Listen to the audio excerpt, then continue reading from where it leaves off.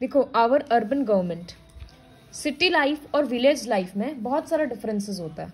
क्या डिफरेंस होता है, एक दो बताओ।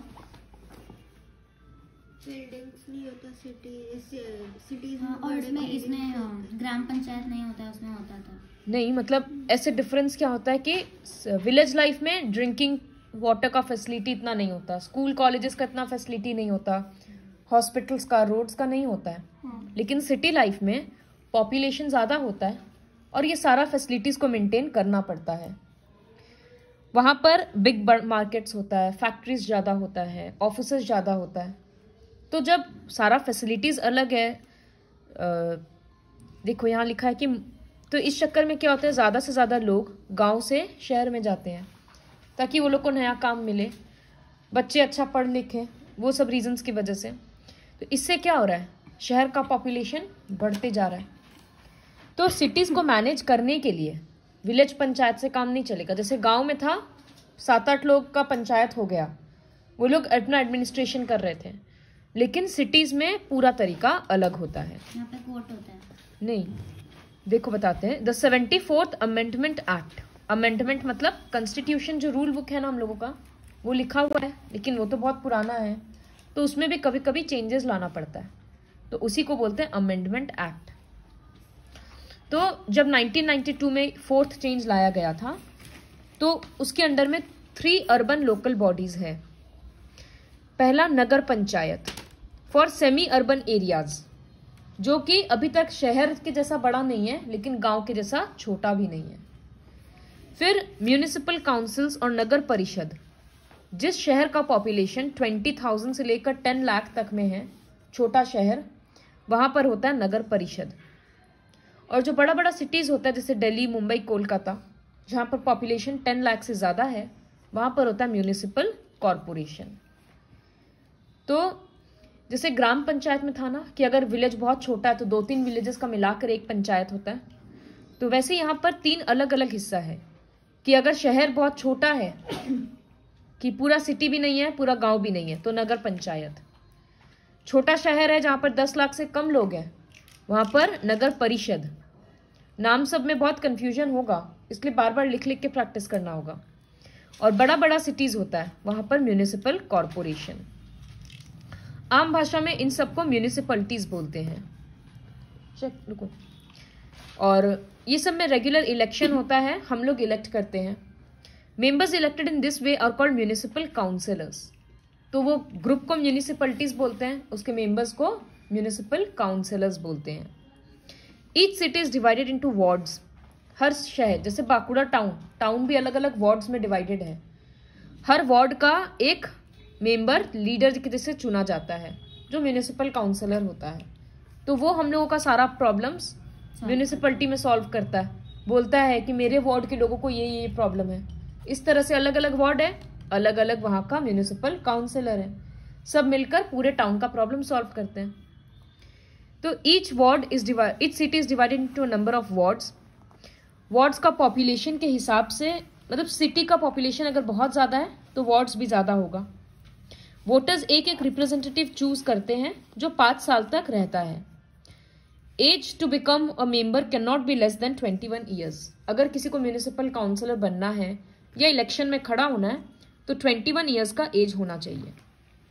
कुछ कुछ वार्ड्स में SC, ST या OBC के लिए रिजर्वेशन भी होता है, जैसे हम लोग देखे ना ग्राम पंचायत में भी है, हर जगह पर रिजर्वेशन है, तो वैसे यहाँ पर भी होता है। नगर पंचायत, तो नगर पंचायत कहाँ था, तुम लोगों का ध्यान इधर होना चाहिए। नगर पंचायत कहाँ था, जहां पर शहर बहुत छोटा था, 20,000 से भी कम लोग, गांव भी नहीं है और शहर भी नहीं है। ठीक है नमन, तुम जो, तो वहां पर नगर पंचायत होता है। The number of members depends upon the population of the town. Chairperson, मतलब नगर पंचायत का जो हेड है उसको चेयरपर्सन बोलते हैं। लोग उसको डायरेक्टली चूज करते हैं। चेयरपर्सन के बाद होता है वाइस चेयरपर्सन, जो मेंबर्स इलेक्ट करते हैं। फंक्शंस क्या होता है नगर पंचायत का, आसपास के जगह का लोकल प्रॉब्लम सॉल्व करना, लोगों का प्रॉब्लम्स जो भी हो रिलेटेड, लिविंग कंडीशंस इंप्रूव करना, बेसिक फैसिलिटीज जैसे वाटर, इलेक्ट्रिसिटी, ये सब प्रोवाइड करना। जो काम ग्राम पंचायत करता था ना, वो भी यही कर रहा है। Sanitation, hygiene, health care facilities, ऐसे पार्क मेंटेन करना, पब्लिक स्कूल्स मेंटेन करना, पब्लिक लाइब्रेरी मेंटेन करना।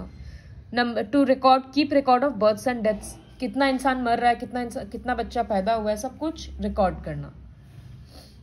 इनकम कहाँ से मिलता है नगर पंचायत को? एक ऑफिस है, काम तो चलाना पड़ेगा, सारे काउंसिलर्स को रुपया भी देना पड़ेगा। तो वाटर टैक्स, पानी लेते हैं उसका टैक्स लगता है। ऑक्ट्रॉय मतलब बाहर से अगर कहीं पर सामान आता है ना, तो जैसे हम एक दूसरे जगह पे सामान बेचने के लिए जा रहे हैं तो हमको टैक्स देना पड़ेगा, उसी को ऑक्ट्रॉय बोलते हैं। House tax, vehicle tax, building tax, rent from municipal buildings and properties, जो भी सारा इस तरह का कोई भी म्यूनिसिपल का बिल्डिंग है, म्यूनिसिपलिटी का, उसमें कोई पार्टी दे रहा है या कोई रुक रहा है गेस्ट, तो वो रुपया देगा, उस सब तरह से इसको रुपया मिलता है। और स्टेट गवर्नमेंट भी कुछ रुपया देता है। तो इस तरह से नगर परिषद, नगर पंचायत काम करता है। समझ में आया? तो ग्राम पंचायत था ना छोटा जगह के लिए, वैसे याद रखना होगा नगर पंचायत छोटा गांव, छोटा शहर के लिए। नेक्स्ट, म्यूनिसिपल काउंसिल या फिर नगर परिषद, ये कहां पर था? जहां पर पॉपुलेशन 20,000 से 10 लाख था। यहां पर भी 5 साल के लिए लोग इलेक्ट होते हैं। 15 से लेकर 60, मतलब 15 to 60 मेंबर्स होते हैं। अगर बड़ा होगा तो 60 मेंबर्स तक, छोटा मोटा होगा तो जैसे 20-30 हजार का पॉपुलेशन है तो 15-20 लोग मैनेज करेंगे, उस तरह से। वहां भी चेयरपर्सन था, हेड, यहाँ पर भी चेयरपर्सन है। वह वाइस चेयरपर्सन था दूसरा इंसान, यहाँ पर डेप्यूटी चेयरपर्सन है। तो चेयरपर्सन को हम लोग इलेक्ट करते हैं और वाइस चेयरपर्सन को या डेप्यूटी चेयरपर्सन को मेंबर्स आपस में ही डिस्कस कर लेते हैं वोटिंग देकर। अगर चेयरपर्सन एब्सेंट है या किसी कारण से मीटिंग में नहीं आ पा रहा तो फिर डेप्यूटी चेयरपर्सन मीटिंग ऑर्गेनाइज करेगा, हेड बनेगा, जैसे होता है। An executive officer who is appointed by the state government looks after the general administration of the city. Council वाला जो भी काम कर रहा है उसका रिपोर्ट स्टेट गवर्नमेंट को देना पड़ेगा, तो वो एक ऑफिसर रहता है, एग्जीक्यूटिव ऑफिसर, वो करता है। या स्टेट गवर्नमेंट को कुछ काम देना है तो काउंसिलर्स को वो बताएगा। इन लोगों का काम क्या होता है? वही चीज़ है, अपने शहर में साफ पानी, electricity, hygienic conditions, road, market, ये सब साफ हो, ब्रिज कंस्ट्रक्टेड हो। जैसे अगर ड्रेन साफ नहीं हो रहा, 1 हफ्ता हो गया, तो म्यूनिसिपलिटी में जाकर कंप्लेन करो कि वर्कर लोग नहीं आया साफ करने के लिए, तो वो लोग देखेंगे क्या प्रॉब्लम है, इस तरह से। या मच्छर का दवाई स्प्रेड करवाना है, रास्ता में बहुत गड्ढा है, रास्ता रिपेयर करवाना है, तो ये सारा काम हम लोग उन लोगों को ही बोलते हैं। उन लोगों पे बार बार प्रेशर देंगे तो फिर वो लोग काम करेगा। तो अगर कोई भी जैसे एपिडेमिक या इन्फेक्शियस डिजीज फैल रहा है तो वो लोग रास्ता में दवाई स्प्रेड करता है, फ्री में दवाई बंटवाता है, और भी बहुत चीज़ करता है। प्राइमरी स्कूल, हॉस्पिटल, ये सब खोलना, मेंटेन करना। To keep a record of births and deaths. It penalises those hawkers and shopkeepers who adulterate eatables and other items.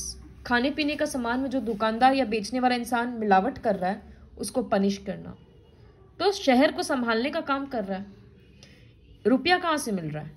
जैसे उसको मिल रहा था, हर तरह का टैक्स से मिल रहा था और स्टेट गवर्नमेंट दे रहा था। फिर म्यूनिसिपल कॉरपोरेशन, ये कौन संभालता है? एकदम बड़ा बड़ा शहर जहाँ पर 10 लाख से ज़्यादा का पॉपुलेशन है, जैसे कोलकाता, मुंबई, दिल्ली, ये सब। तो यहाँ पर होता है म्यूनिसिपल कॉरपोरेशन या नगर निगम। क्योंकि शहर बड़ा है तो रिस्पॉन्सिबिलिटी भी ज़्यादा रहता है, प्रॉब्लम्स भी ज़्यादा रहता है। तो यहाँ पर है ना अलग अलग डिपार्टमेंट रहता है। जैसे एजुकेशन कमिटी है जो सारा स्कूल वगैरह का मैटर सॉल्व करता है। Whereas it is the duty of water supply committee to manage efficient supply of drinking water. शहर के हर जगह पे सही पानी जा रहा है कि नहीं जा रहा है, तो वो देखने का डिपार्टमेंट अलग से वाटर कमिटी का है। यहाँ पर हम लोग क्या देखे, 15 to 60 मेंबर्स ही है, लेकिन यहाँ पर ये डिपार्टमेंट बहुत बड़ा है क्योंकि शहर बहुत बड़ा है, इस वजह से। इसके हेड को मेयर बोलते हैं या महापौर। द डेप्यूटी मेयर, जो मेयर के एब्सेंस में रहेगा। तो मेयर हम लोग इलेक्ट करते हैं, मतलब शहर में रहने वाले लोग इलेक्ट करेंगे, लेकिन डेप्यूटी मेयर को मेंबर्स आपस में ही इलेक्ट कर लेंगे। A chief executive officer implements the decision of municipal corporation. तो म्यूनिसिपल कॉरपोरेशन के मीटिंग्स में जो भी डिसीजन लिया गया, ये काम करना है, वो काम करना है, वो एक एग्जीक्यूटिव ऑफिसर रहता है, वो पास करता है, जिसको म्यूनिसिपल कमिश्नर भी बोलते हैं। तो यहां पर भी था एग्जीक्यूटिव ऑफिसर, कौन भेजा था? स्टेट गवर्नमेंट भेजता है। वैसे यहां पर भी है, स्टेट गवर्नमेंट ही उसको अपॉइंट करता है, वो सारा डिसीजंस वगैरह इंप्लीमेंट करता है। तो म्यूनिसिपल कॉरपोरेशन का क्या काम है? साफ सफाई मेंटेन करना, कचरा वाला गार्बेज लेकर जा रहा है कि नहीं जा रहा है वो देखना, वैक्सीनेशन और इनोक्यूलेशंस, जैसे पोलियो वैक्सीन अगर स्टेट गवर्नमेंट बोला कि हर जगह पे पोलियो का वैक्सीन दिलवाओ, तो पोलियो वैक्सीन का डेट ऑर्गेनाइज करना, कैंप लगाना, ये सब करेगा। हॉस्पिटल्स जो भी है, गवर्नमेंट हॉस्पिटल्स और डिस्पेंसरीज, दवाई का दुकान, वो सब मेंटेन करना, फ्रेश वाटर का supply, roads, construction of roads, bridges, ये सब, स्कूल का मेंटेनेंस, इलेक्ट्रिसिटी का सप्लाई, सारा काम सबका सेम ही है। लेकिन जब जब पॉपुलेशन बढ़ते जा रहा है तो वही काम और थोड़ा हैवी बढ़ जा रहा है। तो ये सारा तुम लोग खुद से पढ़ लेना। ओपन ग्राउंड वगैरह है तो वो सबका मेंटेनेंस, फायर फाइटिंग सर्विसेज, शहर में हम लोग आए दिन सुनते आग लग गया, तो फायर सर्विस को एकदम अच्छा अपग्रेडेड रखना, ये सब इन लोगों का ही काम होता है, क्योंकि सारा गवर्नमेंट का ही तो काम है। इसको इनकम कहाँ से मिलता है? वही है, अलग अलग टैक्स है, property tax, water tax, toll tax भी हम लोग देते हैं ना, गाड़ी से जाते हैं जब, जैसे कलकत्ता जाते हैं तो 3-4 जगह टोल टैक्स दे रहे हैं। तो इसका मतलब क्या होता है? हम लोग पे कर रहे हैं 100 रुपया 200 रुपया, क्योंकि वो रास्ता हम लोग यूज किए ना, तो वो सब रास्ता क्या होता है, बार बार उसको मेंटेन करना पड़ता है, हाईवेज को। तो इसीलिए हम लोग आते जाते रुपया देते हैं, वही हम लोगों का रुपया ही जमा हो रहा है और उसी से वो रास्ता का रिपेयरिंग हो रहा है। समझ आया कैसे काम करता है? जो टोल टैक्स में जो भी काम कर रहा है, वो लोग को भी सैलरी देना है, तो वो लोग भी उसी रुपया से ले रहा है। तो डेली कितना गाड़ी आना जाना करता है, डेली वो लोग इतना रुपया कमाता है, उसी से सब कुछ होता है। ऐसे काम करता है टैक्स का सिस्टम। फिर स्टेट गवर्नमेंट रुपया देता है।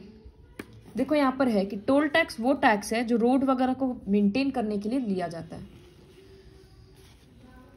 फिर है डिस्ट्रिक्ट एडमिनिस्ट्रेशन। तो अभी तक का समझ में आया? जो 3 बताए थे, नगर पंचायत, नगर परिषद और म्यूनिसिपल कॉरपोरेशन। सबसे नीचे में कौन सा था?